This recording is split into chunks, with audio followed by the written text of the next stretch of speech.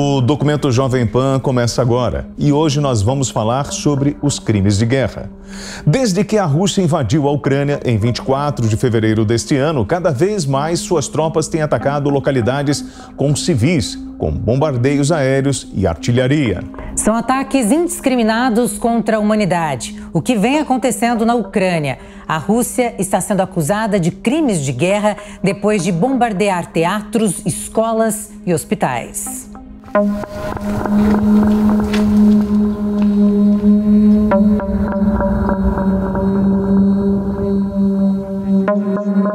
Hospitais, escolas e casas destruídas por bombardeios.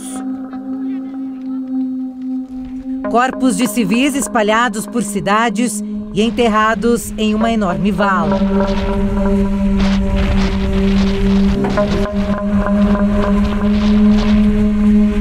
Pessoas gravemente feridas, que perderam tudo, principalmente a chance de viver. São cenas de crimes de guerra que perpetuam no mundo há décadas.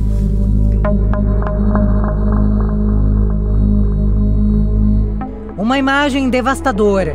O silêncio toma conta da Ucrânia. O país, que é o segundo maior em área da Europa depois da Rússia, vive às sombras da guerra. Na capital Kiev, não se vê mais nada. Pessoas, carros, já não existem por aqui. A cidade cheia de edifícios grandiosos, cobertos com ouro, arquitetura eclética e com uma vida noturna que não costuma parar, está cinza e calada.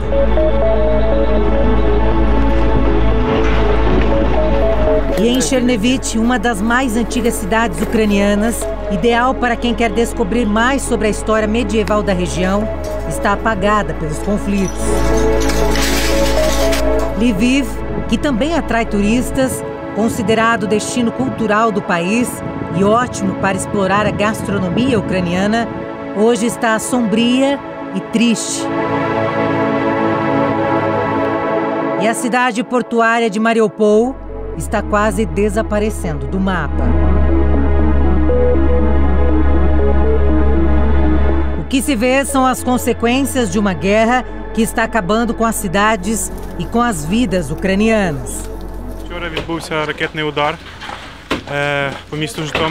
Ontem houve um ataque com míssil na cidade de Jitomir. Um míssil caiu aqui, há uma cratera lá. E também 2 mísseis caíram no Instituto Militar.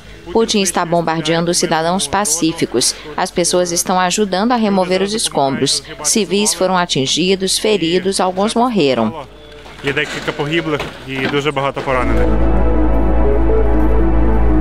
Com tantos ataques e mortes, outras nações estão considerando que a Rússia está cometendo crimes de guerra. Para os Estados Unidos, forças armadas russas estão realizando ataques indiscriminados contra civis ucranianos. O que estamos vendo novamente é que são os russos reagindo a essa falta de progresso, intensificando esses ataques, tentando forçar a violência sobre o povo ucraniano para forçar a rendição de cidades e vilas que eles não conseguiram fazer. Progresso no terreno. Para este professor de Relações Internacionais, desde o início do conflito, são evidentes os crimes de guerra. Tem várias táticas diferentes de guerra, né? Você pode usar o crime de guerra como uma forma, quase como um terrorismo de Estado, né? Porque você termina utilizando forças militares para atacar alvos não militares, então você intimida a população.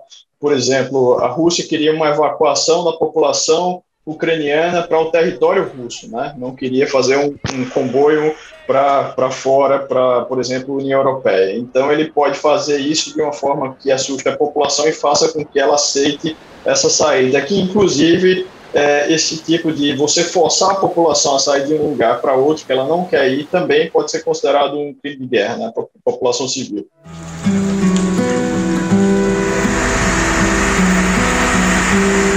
O Pentágono está ajudando a coletar provas de crimes de guerra cometidos pela Rússia na Ucrânia diante da possibilidade de processos futuros para responsabilizar Moscou. Antony Blinken, secretário de Estado, disse que todos os esforços são feitos para essa investigação. Entre outras coisas, o ataque intencional a civis constituiria um crime de guerra. Você ouviu o presidente Biden falar sobre isso, ouviu o que eu disse há alguns minutos. Então, estamos documentando. Congratulamo-nos com os esforços de vários grupos, instituições, organizações que se concentram nisso para reunir todas as evidências, para continuar documentando as coisas e, em seguida, para que haja responsabilidade de uma forma ou de outra. Ele afirma que as evidências de crimes de guerra serão compartilhadas com outros países. Então, precisamos passar por esse processo de compilar as evidências. Vamos compartilhar isso e nossos aliados e parceiros. Tenho certeza que farão o mesmo, com todas as investigações em andamento para apoiar a prestação de contas, usando todas as ferramentas que temos disponíveis. Antony Blinken falou ainda que a Rússia está pronta para um ataque ainda mais terrível contra os ucranianos. Acreditamos que Moscou pode estar preparando o cenário para usar uma arma química e depois culpar falsamente a Ucrânia para justificar a escalada de seus ataques ao povo ucraniano. Genocídio para justificar um maior uso da força militar é uma tática que a Rússia já usou antes, inclusive na Geórgia.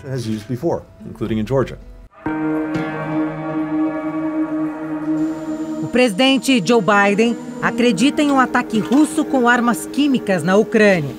Ele falou isso a jornalistas e a embaixadora americana afirmou que a Rússia não passará ilesa nessa situação. Na semana passada, o secretário de Estado Antony Blinken expressou sua opinião de que alguns dos ataques atribuídos aos russos de fato constituem crimes de guerra. Ele enfatizou que o Departamento de Estado iria documentar e avaliar os fatos e a lei em torno do resultado de relatórios. A avaliação foi concluída com uma revisão cuidadosa das informações disponíveis, tanto públicas quanto de inteligência. Esta revisão sustenta a avaliação que o secretário anunciou nesta quarta de que os russos cometem, de fato, crimes de guerra na Ucrânia.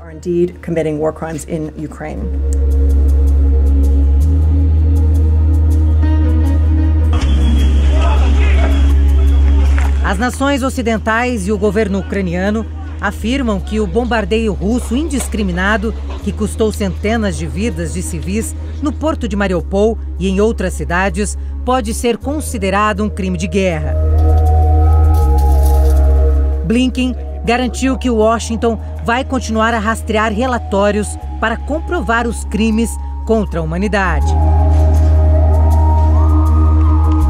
Os civis não podem ser o foco de ataque. A destruição intencional da infraestrutura essencial para a existência da população civil também não pode ocorrer. Agora, trazendo esses conceitos para o contexto da guerra na Ucrânia, o que a gente tem visto? Ataques a áreas residenciais, escolas, hospitais, carros de civis, shoppings, ambulâncias.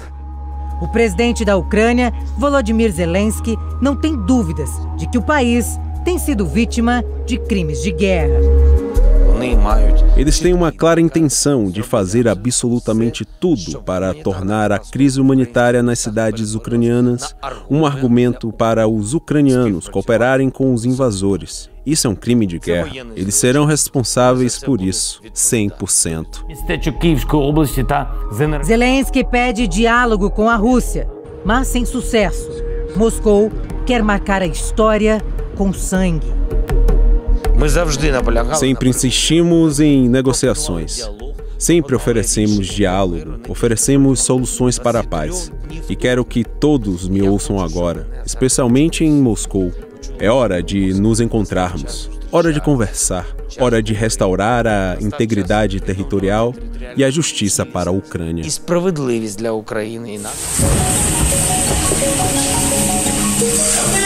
Segundo o Tribunal Penal Internacional, crimes de guerra constituem graves violações das Convenções de Genebra, que é um conjunto de tratados que definem as normas para as leis internacionais relativas ao direito humanitário internacional em tempos de conflito.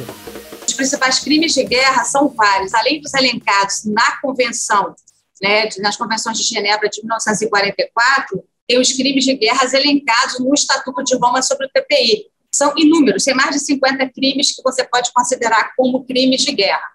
Mas os mais comuns são a tomada de reféns, violência sexual, tortura. Quando, por exemplo, eles pegam um soldado de um outro exército, de uma outra força, e aprisionam, torturam. Quando também há a morte de um soldado de um exército inimigo e eles não devolvem o corpo. Enfim, você tem ali o bombardeio de hospitais, escolas, templos religiosos, locais, monumentos históricos. Esses são crimes assim, de uma magnitude enorme e além de terem vários tipos de crimes previstos no Estatuto. Nosso correspondente internacional, Luca Bassani, fala sobre o Estatuto de Roma de 1998, citado pela especialista, que é outro importante tratado internacional sobre conflitos armados. O Estatuto também é um guia para os atos geralmente considerados graves de violações do direito internacional. Dirigir intencionalmente ataques contra a população civil ou contra civis individuais, lançar um ataque sabendo que isso causará perda acidental de vidas ou ferimentos a civis, ataque ou bombardeios por qualquer meio de cidades, vilas, habitações ou edifícios. O Estatuto ainda afirma que certos tipos de edifícios, como hospitais, escolas e aqueles dedicados à religião, não podem ser atacados em nenhuma das circunstâncias. Depois de tantas mortes, o Tribunal Penal Internacional em Haia, na Holanda, anunciou a abertura de um inquérito por crimes de guerra ou contra a humanidade na Ucrânia. Agora em Mariupol você teve um teatro que foi atingido, né? E ali você tinha uma população civil e, se eu não me engano, nesse caso você tinha inclusive indicações de que crianças estavam nesse lugar. Então a gente vê a forma mais comum de ter crime de guerra são justamente esses tipos de residências que não são alvos militares e nem estão sendo utilizados por forças militares. Eles terminam sendo alvos, seja por imperícia ou seja por um ataque deliberado mesmo, como uma forma de intimidar a própria população. Os ataques na Ucrânia são violentos e de uma dimensão inexplicável. A Organização Mundial da Saúde disse que nunca tinha visto tantos ataques contra o sistema de saúde como agora na Ucrânia. O chefe de emergências da OMS, Michael Ryan, destacou que o sistema de saúde se tornou um alvo e isso está começando a fazer parte da estratégia e tática de guerra. Nunca vimos essa taxa de ataques à saúde. A saúde está se tornando um alvo nessas situações, está se tornando parte das estratégias e táticas de guerra. É totalmente inaceitável, é contra o direito internacional humanitário. São mais de 43 ataques ao sistema de saúde da Ucrânia, segundo dados da OMS. Os alvos registrados incluem hospitais e outros centros de saúde, bem como ataques a ambulâncias e funcionários. Uma maternidade em Mariupol, no sul da Ucrânia, foi bombardeada, matando 3 pessoas, incluindo uma criança. Segundo as autoridades, a Rússia tem usado bombas de fragmentação, um tipo de armamento proibido, por meio de tratado internacional desde 2008 e assinado por mais de 100 países. Não fazem parte dessa lista Estados Unidos, Rússia, Ucrânia e Brasil. Essas munições têm um grande alcance e efeitos indiscriminados, por isso a proibição internacional. Esse tipo de arma foi criado lá na época da Segunda Guerra Mundial e tem várias formas de usar armas de fragmentação, várias características técnicas e vários tipos de armas de fragmentação.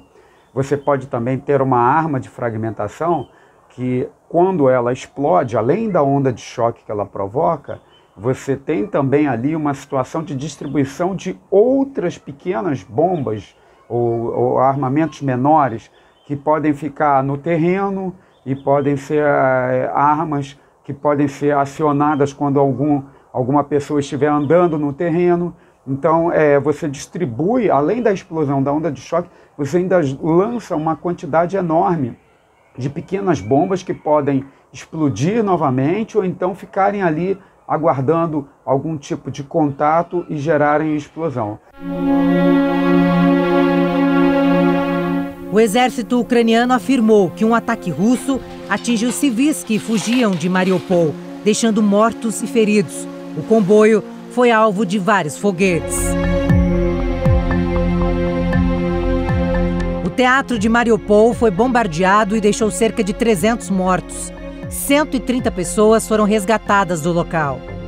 2 dias antes do ataque, uma empresa de tecnologia espacial americana fez uma foto do teatro. No chão, a palavra crianças estava escrito em russo, em enormes letras brancas, na frente e atrás do prédio. Mais de 35 mil pessoas já foram resgatadas da cidade de Mariupol e o trabalho de resgate está em andamento também no local de bombardeio no teatro, onde pessoas de Mariupol se escondiam dos ataques de Moscou. Neste momento, sabemos que conseguimos salvar mais de 130 pessoas no teatro. O pedido de investigação dos crimes de guerra veio de 39 países. Este é um passo importante na condenação global da invasão russa. Estados individuais, a União Europeia e a União Africana estão alinhados para condenar o presidente russo Vladimir Putin. Líderes, incluindo o primeiro-ministro Boris Johnson, já acusaram Putin de crimes de guerra enquanto apoiam a investigação. Eles não têm a responsabilidade não apenas de não atacar, eles têm a responsabilidade de garantir que não ataquem, desconflitar essas instalações e garantir que não como parte de sua acusação de ataque de guerra a essas instalações. Michael Ryan, diretor executivo do Programa de Emergências de Saúde da OMS, fala que o sistema de saúde está em colapso. Esta crise está chegando a um ponto em que o sistema de saúde na Ucrânia está à beira do precipício. Precisa ser apoiado, precisa ser garantido, precisa receber as ferramentas básicas para salvar vidas. Parte disso é fornecer equipes para dar suporte a isso. Mas como você pode fazer isso em sã consciência se a própria infraestrutura que essas pessoas vão apoiar está sob ataque direto? E um avião jogou uma bomba no prédio onde centenas de civis estavam abrigados. De acordo com as autoridades, é impossível estabelecer o balanço de vítimas.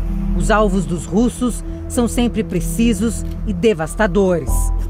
Trata-se da destruição da esperança, o fato de que suas famílias podem ser tiradas, que podem ser curadas se estiverem doentes, que podem ser tratados se forem feridos. Este é o mais básico dos direitos humanos e foi negado diretamente. Para outras nações, está nítido que a Rússia cometeu crimes de guerra. O presidente polonês, Andrzej Duda, critica Moscou comparando seus líderes a Hitler. Meus compatriotas poloneses, hoje, quando olhamos para Mariupol e dizemos, com lágrimas nos olhos, Deus, Mariupol se parece com Varsóvia, em 1944, quando os alemães nazistas bombardearam brutalmente prédios residenciais, matando pessoas, matando civis sem qualquer piedade. Exatamente da mesma maneira, os líderes russos se comportam da mesma forma que Hitler. Para este especialista político, a comparação feita não cabe neste conflito entre Rússia e Ucrânia. Eu acredito que qualquer equivalência com o nazismo não funciona.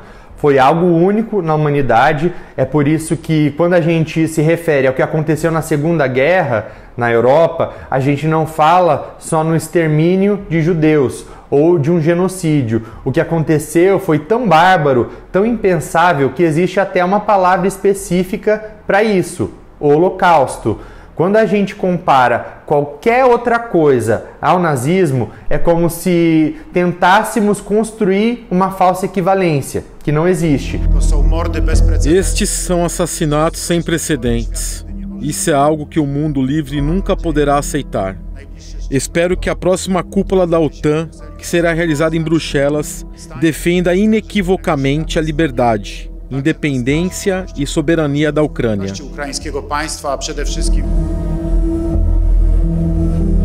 A procuradora-geral ucraniana disse que os ataques mostram que a Rússia está cometendo, sim, genocídio. Tento ser uma promotora muito fria. O que vejo agora em Mariupol não é sobre guerra, é sobre genocídio, na verdade. It's not about war. It's about genocide. Actually, every day, which information I have... Todos os dias, as informações que tenho daquela cidade é que não são apenas crimes de guerra. Na verdade, não se trata de guerra, é genocídio. Porque nas guerras existem algumas regras, alguns princípios. E o que vemos em Mariupol não tem regras. What we see in Mariupol, no rules at all. Mariupol é uma cidade refém. Refém, pois é impossível dar-lhes comida, água e eletricidade. E a Federação Russa sabe exatamente o que eles estão fazendo ali. Eles não nos dão possibilidades de evacuar as pessoas. It's what they are doing here. A procuradora concorda com as falas de Joe Biden, quando caracterizou Putin de criminoso de guerra. Concordo que ele é um criminoso de guerra e digo ainda mais. Ele é o principal criminoso de guerra do século XXI. Sim, podemos provar isso no Tribunal Criminal Internacional, porque vemos todas as suas atividades, todos os seus discursos públicos e todos os seus ataques indiscriminados.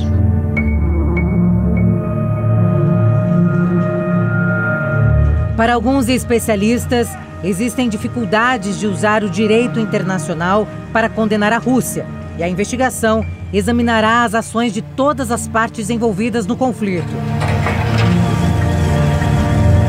O Tribunal Penal Internacional pode acusar Putin de crimes de guerra, se encontrar evidências de que ele os cometeu. No entanto, é muito difícil provar a intenção de cometer crimes de guerra. A Rússia, ela disse que, olha, a gente atracou esses prédios residenciais, mas esses prédios, na verdade, estavam abrigando forças militares ucranianas. Então, eles não são alvos civis, eles são alvos militares, porque forças ucranianas estavam ocupando. Então, há uma disputa até de narrativas e que fica difícil a verificação, né? Então, acho que um dos casos mais complicados de você conseguir atestar crime de guerra é você ter a prova de que fato da intencionalidade, né? Eu acho que a prova de que você atacou uma residência pensando em atacar civis deliberadamente, isso é o que é o mais complicado, e muitas vezes você só tem isso em documentos que são secretos, ultra secretos de Estado. Então é muito mais fácil você averiguar isso quando o Estado já perdeu, ou quando uma força do governo perdeu, do que quando você tem um governo que vai continuar no poder, como é o caso da Rússia, de Putin.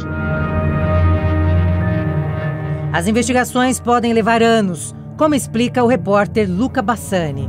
Comprovar os crimes de guerra leva tempo, muito trabalho, mas o processo pode ser um pouco mais rápido com as novas tecnologias, que facilitam a coleta de evidências como imagens, gravações dos ataques, juntamente com depoimentos de vítimas e testemunhas. Você tem hoje o uso da tecnologia, você tem pessoas com câmeras de telefone, então fica mais fácil você identificar os crimes que estão sendo cometidos ali. Então, você vê, as pessoas estão sendo enterradas em valas, né? Os próprios civis, os próprios soldados. Você tem ali esses ataques a esses locais que são proibidos pelas convenções de Genebra e pelo Estatuto de Roma, né, do Tribunal Penal Internacional. O abuso sexual de mulheres e crianças, mais o que nós podemos verificar? Que vai ser editado, né? Estou vendo aqui mais uma questão. A prisão e tortura, provavelmente, de prisioneiros, tanto de um exército quanto de outro, ou seja, das forças armadas rivais. Isso também é muito comum em guerras. Diante dos crimes cometidos contra a Ucrânia, muitos civis sobrevivem e carregam o peso da guerra. Kiev vive a aproximação implacável das forças russas. Um ataque aéreo atingiu um prédio de apartamentos. Eu não tenho palavras, você entende? Não existem palavras para explicar isso. Um foguete atingiu o prédio. Primeiro viu o impacto e 5 ou 6 segundos depois teve a explosão. A porta de entrada estava simplesmente destruída. Em meio aos escombros, este homem carrega nos braços o gatinho de estimação que não suportou o bombardeio. Eles mataram meu gato, agora acabou para Putin. Isso é demais. Primeiro as pessoas estavam se escondendo nos porões, mas nos acostumamos e paramos de nos preocupar com os ataques. Os moradores, mesmo sabendo dos ataques iminentes, a explosão pegou todos de surpresa. Nós realmente não estávamos esperando isso. Pensamos que, como era um prédio pequeno na periferia de Kiev, nada de ruim poderia ocorrer aqui. Fomos dormir como sempre. Por volta das 5 horas, bum! Não conseguia entender onde estava. Estávamos de pijama.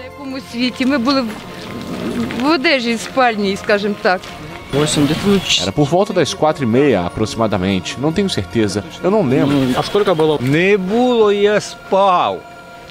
Não tiveram muitas sirenes. Eu estava dormindo. Às 5 da manhã teve somente uma grande explosão. No início, não conseguia entender o que estava acontecendo. Esse ataque deixou uma pessoa morta e 12 feridos.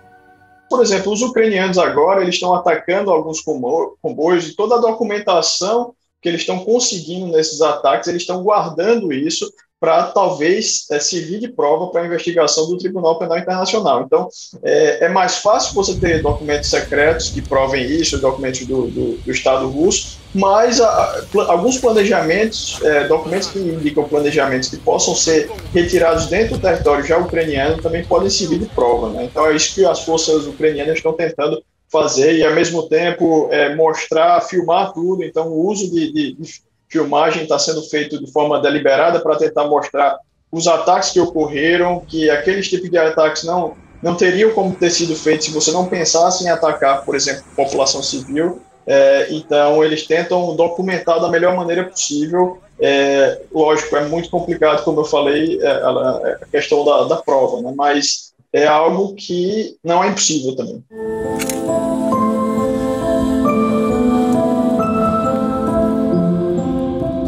Com a escalada da situação na Ucrânia, com muitas mortes, os líderes estatais em todo o mundo devem garantir que o Tribunal Penal Internacional tenha financiamento e capacidade para prosseguir com as investigações.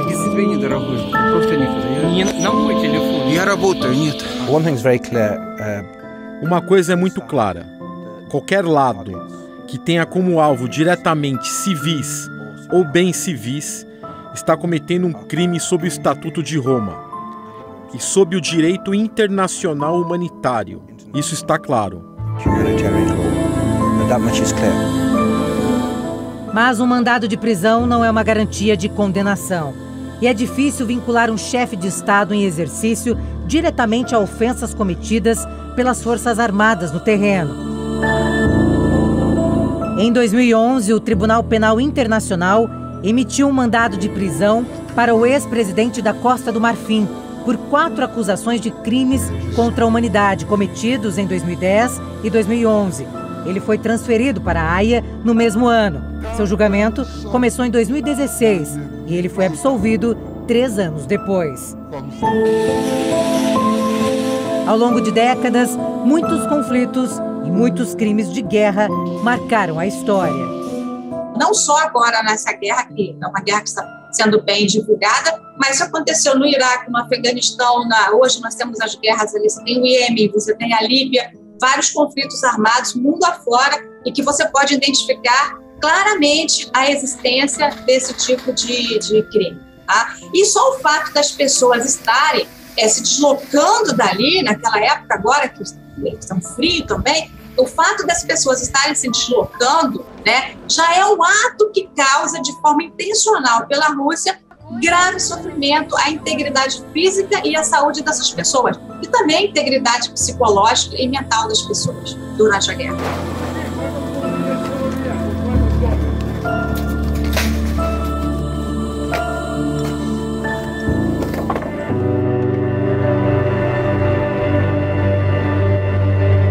Crimes de guerra que deixaram milhares de mortos ao longo da história. Além da Ucrânia, muitas outras nações acumularam as consequências de guerras sangrentas. Em 2016, o Tribunal Penal Internacional em Haia fez o primeiro julgamento de sua história contra um ex-chefe de Estado. Tratava-se de Laurent Gbagbo, que foi presidente da Costa do Marfim entre 2000 e 2011. Ele era acusado de crimes contra a humanidade cometidos durante a crise causada no país após sua derrota nas eleições de 2010, como conta Luca Bassani. Laurent não quis deixar o poder quando seu adversário e atual presidente, Alassane Ouattara, venceu as eleições. Por 4 meses, a violência deixou cerca de 3 mil mortos e mais de 500 mil deslocados durante o Braço de Ferro. Ele foi acusado de participar de ataques xenofóbicos contra estrangeiros de outros países africanos que viviam em regiões que ele controlava.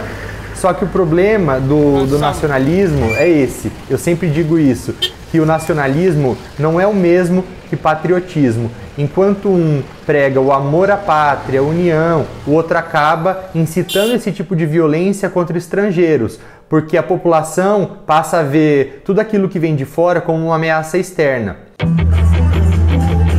No ano passado, ele voltou à Costa do Marfim, após 10 anos de ausência. Centenas de pessoas esperavam pelo ex-presidente, entre elas autoridades de seu partido. Estou feliz por estar de volta à Costa do Marfim e à África. Muitos apoiadores aguardavam com alegria a volta de Laurent. Desde esta manhã, estamos aqui às 6 horas para dar as boas-vindas ao nosso presidente. Ele foi inocentado pelo Tribunal Internacional Penal. Nós, seus seguidores, decidimos dar-lhe uma recepção calorosa e triunfante. Enquanto muitos comemoravam o retorno do ex-presidente, forças policiais disparavam gás lacrimogênio na multidão que se formava para dar boas-vindas ao ex-presidente.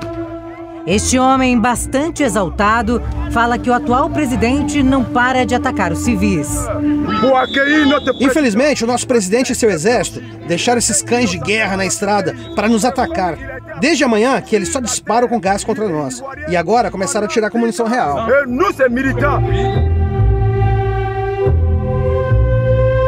Mas muitas pessoas condenam a decisão do Tribunal Internacional Penal de Haia. Este senhor conta que foi uma das vítimas da violência do ex-presidente da Costa do Marfim. Meu caminhão foi queimado. Há 4 balas na minha cabeça. Então sou uma vítima. Mas quando li o Alcorão, perdoei aquele que fez o mal. O mal já está feito. Eu estava bem. Perdi um olho, uma bala entrou no meu olho, mas eu rezo ao bom Deus até que eu esteja morto.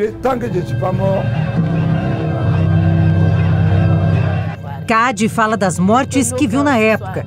Ela conta que só queria que a justiça acalmasse os corações das vítimas. Eles o soltaram. Nós, as vítimas, concordamos, não somos contra, mas nós, as vítimas, estamos esperando a reparação do Tribunal Penal Internacional e do governo da Costa do Marfim, para que nossos corações possam ser apaziguados. Houve vítimas, houve mortes, dói-nos, mas se eles nos acompanham, acho que podem acalmar nossos corações.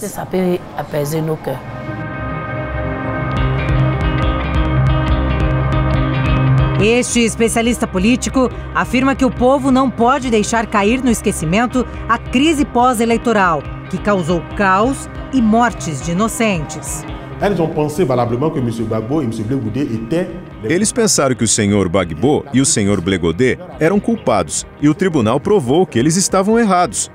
O que as vítimas devem fazer agora é pedir ao Tribunal Internacional que continue a buscar os autores das 3 mil mortes. Claro, por sua vontade de prosseguir com o caso da Costa do Marfim. O caso da Costa do Marfim, apesar da absolvição dos 2 acusados, não está encerrado.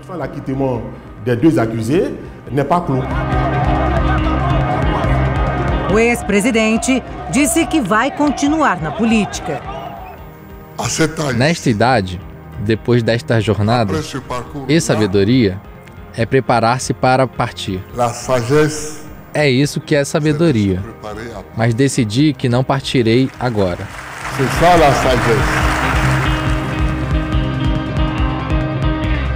A violência contra a humanidade sempre é alvo de investigação. Ao final da Segunda Guerra Mundial, o mundo despertou do horror com uma destruição que nunca havia conhecido. 60 milhões de mortos. Um verdadeiro genocídio. Após a guerra, tribunais internacionais, nacionais e militares conduziram julgamentos de dezenas de milhares de acusados de crimes de guerra. Os esforços para levar à justiça continuam até o século XXI. A maioria nunca foi julgada ou punida. Um genocídio mesmo foi cometido, fazer, por exemplo, experimentos, experiências com prisioneiros civis para simplesmente verificar se a coloração do olho daquele, tirando um líquido, extraindo mesmo um líquido através de uma seringa e aplicando aquele líquido no olho de uma pessoa, por exemplo, com um olho castanho, se ficasse azul. Coisas desse tipo. Mutilações, amputando membros inferiores e superiores e costurando em outra pessoa, sem contar a câmara de gás, o sofrimento, os guetos que foram criados, em que os judeus ficaram ali confinados, sem comida. É algo avassalador, assustador a gente sequer imaginar uma condição dessa, quiçá experimentar e viver uma condição. O Brasil não esteve longe das histórias de crimes de guerra. O país abrigou um criminoso por anos. Herbert Kukurs ficou famoso por montar negócio com pedalinhos no Rio de Janeiro, mas foi responsabilizado por matar a sangue frio cerca de 30 mil judeus na Letônia, ocupada por Hitler.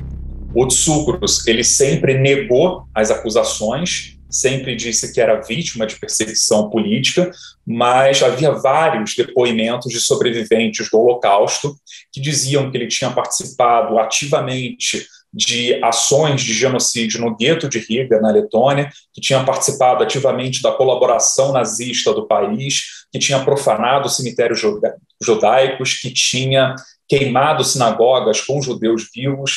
Então, isso causou uma celeuma pública muito grande no Brasil e foi a primeira vez, efetivamente, que as autoridades brasileiras, e eu diria até mesmo a sociedade brasileira, enfrentou a acusação de que um alegado criminoso de guerra nazista estava no nosso próprio país. São episódios que estão cravados na vida de milhões de pessoas. Os crimes de guerra deixam rastros incuráveis na humanidade. O Tribunal Penal Internacional abriu inquérito que apura desde 2020 militares dos Estados Unidos por supostos crimes de guerra e contra a humanidade cometidos no Afeganistão.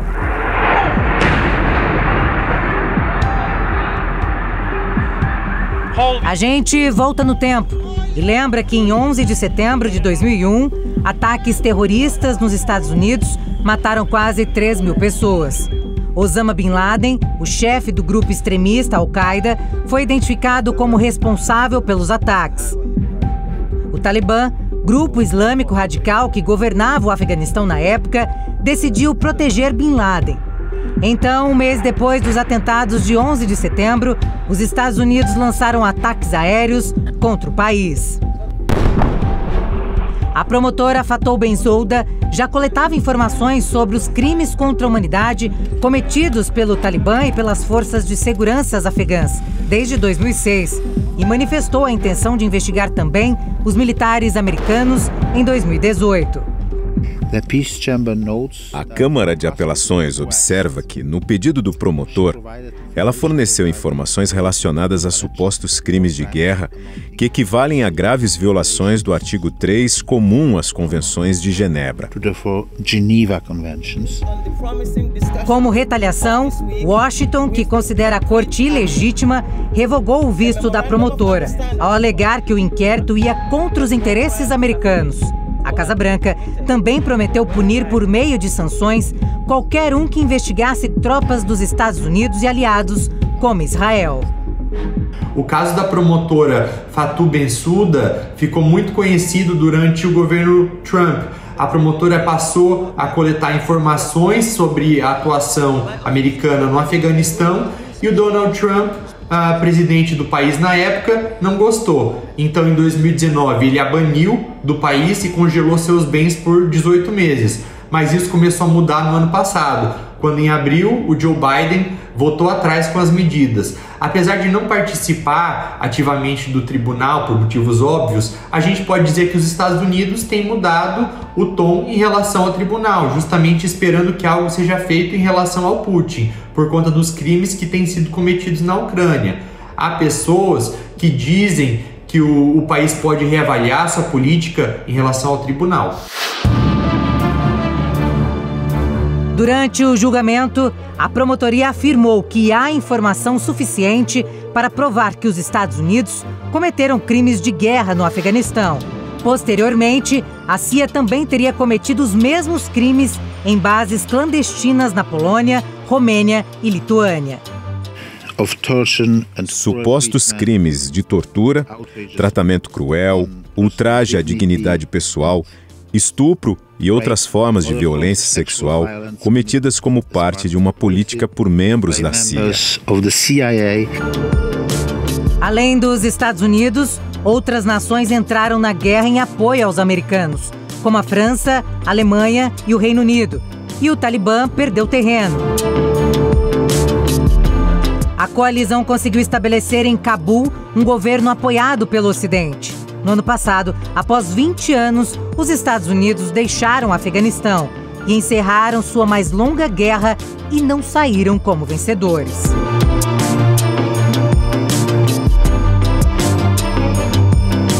E a Síria também há décadas registra cenas de terrorismo. Uma revolta pacífica contra o presidente se transformou em uma violenta guerra civil em 2011. Segundo a ONU, o conflito na Síria deixou mais de 350 mil mortos. Os dados foram divulgados pela alta comissária das Nações Unidas para os Direitos Humanos, Michelle Bachelet. Indica um número mínimo verificável e certamente é uma subcontagem do número real de assassinatos. Os registros que recebemos com informações apenas parciais e que foram, portanto, excluídos de nossa análise, indicam a existência de um número maior de assassinatos que ainda não foram totalmente documentados. O balanço foi feito referente à década de março de 2011 a março de 2021. Foram consideradas apenas as vítimas de identidade conhecida e que tinham data e local precisos do óbito estabelecidos. Bachelet destacou o fato de uma vítima em cada 13 ser mulher e uma em cada 13 ser criança. Sobre os crimes de guerra, a alta comissária voltou a pedir a criação de um mecanismo independente com um forte mandato internacional para lançar luz sobre o destino de inúmeras pessoas desaparecidas durante a guerra na Síria. Dado o grande número de pessoas desaparecidas na Síria, reafirmo o meu apelo à criação de um mecanismo independente com um forte mandato internacional para esclarecer o destino e o paradeiro de pessoas desaparecidas, identificar restos humanos e fornecer apoio a parentes. E muita gente desapareceu no bairro. O pessoal pergunta, você viu meu filho, meu irmão, meu pai, minha mãe e tal? Porque foi explosão muito grande. Naquele dia, eles contaram e a gente viu no TV. O meu irmão, como eu acredito que foi horrível aquele dia, porque meu irmão contava para mim o que aconteceu e quando ele foi procurar meu primo, ele falava, eu abri a colchão, só tem cabeça, só tem braço, só tem metade de um ser humano e não achou. E ele voltou, falou para meu tio lá, esquece seu filho, porque não dá para saber se está lá ou não. Esse é o depoimento de Mohamed, que fugiu da Síria. Ele falou com a nossa produtora Marina Arris. Hoje ele vive em São Paulo. A guerra o fez deixar o país e buscar refúgio no Brasil. No começo ele jogava bomba de gás e aí a gente foi embora, mas quando começou essas coisas, os tiros, você veja um pessoal cair no chão lá morto, e aí aqui começou as pessoas a ficar com medo. As pessoas lá começaram assim, É sério isso? Está acontecendo mesmo? Aqui começou a gente falar as rebeldes, né? Que eles querem defender as pessoas que estão saindo na rua. E começou aqueles que chegavam no bairro, quem está saindo na rua, eles pegavam preso, igual o que está acontecendo hoje na Rússia, quem está saindo na rua contra essa guerra da Ucrânia, eles pegam as pessoas e vai preso. Então acontecia muito isso. Mesmo antes do início do conflito, o país sofria com alto desemprego, corrupção e a falta de liberdade política sob o presidente Bashar al-Assad. As manifestações ganharam corpo, centenas de grupos rebeldes surgiram e não demorou muito para que o conflito se transformasse em mais do que uma batalha entre sírios, a favor ou contra Assad. A gente saiu na rua não é para brigar, não é para matar ninguém. O público, né? O povo não quer quebrar, tipo, coisas de rua ou brigar com polícia. A gente está saindo para pedir esses direitos nós que está faltando ou está prejudicando a nossa vida. Não está querendo pegar a arma em... E depois daquele dia, mais ou menos, que aconteceu vários estados na Síria, as pessoas começaram a tirar a arma em contra.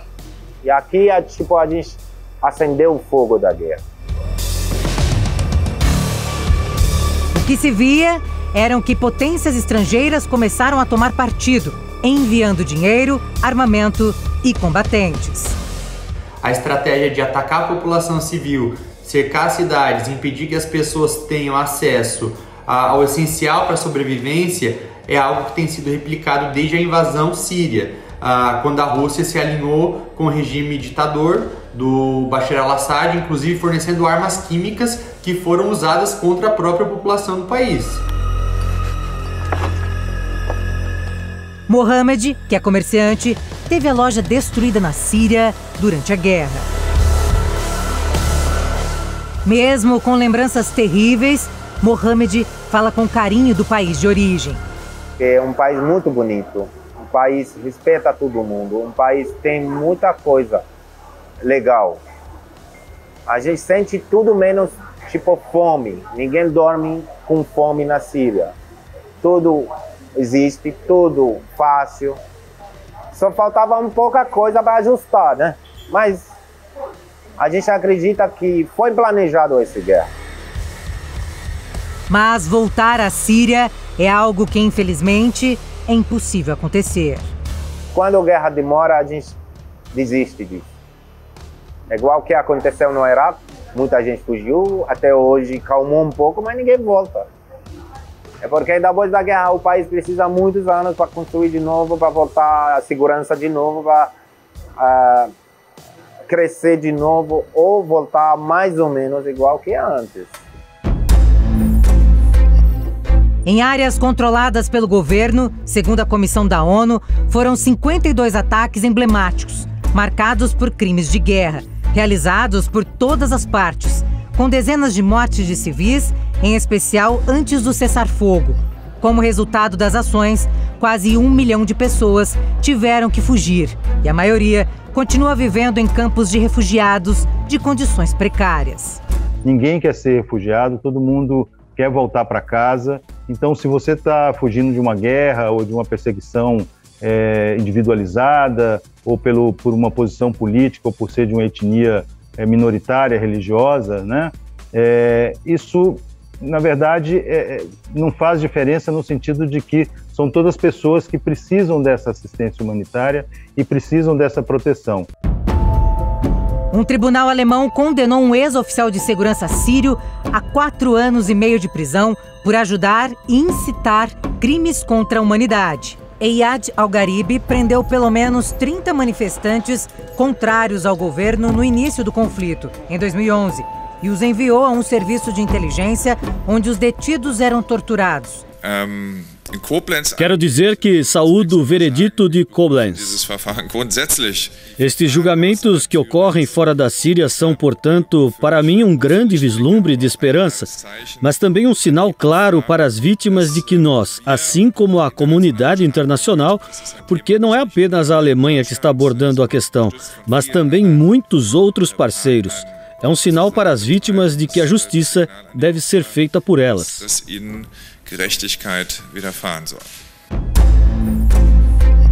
A intensidade dos combates caiu desde 2020, sobretudo graças a um cessar-fogo no noroeste da Síria e também devido à pandemia, que concentrou os esforços de todos os lados para minimizar os impactos da Covid-19.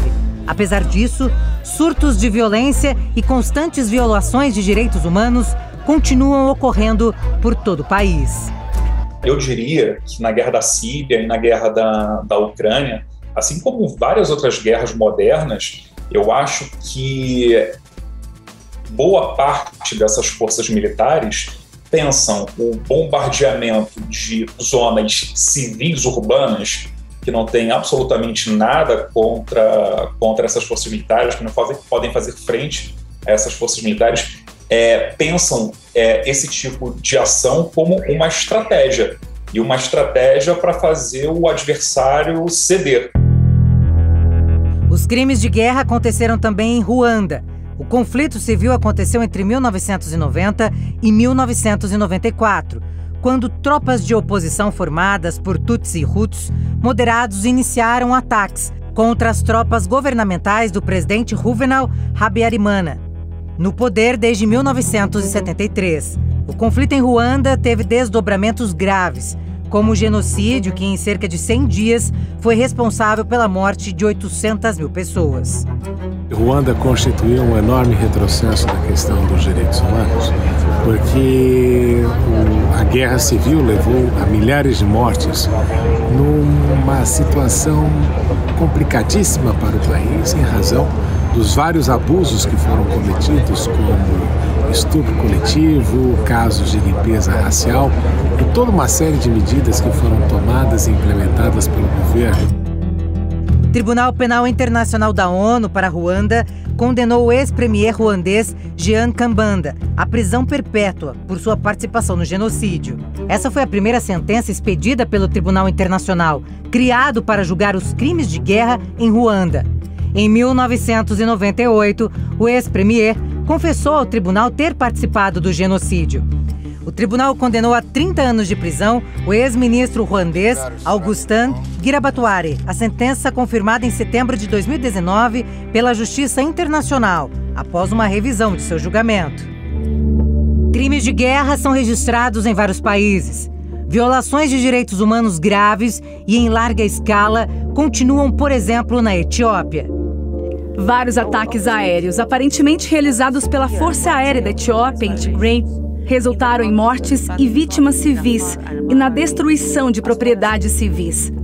Michele Bachelet acusou a Etiópia de atrocidades na região separatista no norte e induziu a Etiópia a permitir a entrada de investigadores que possam conduzir uma análise independente em Tigray.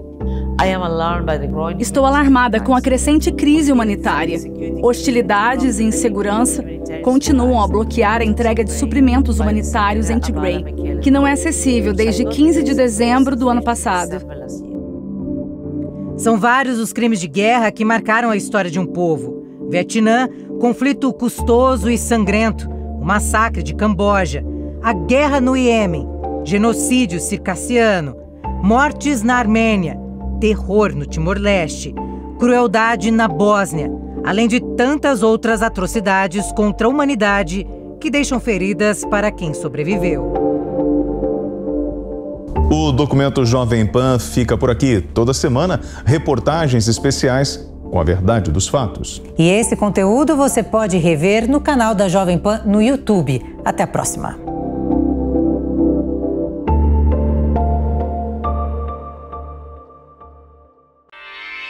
Realização Jovem Pan News.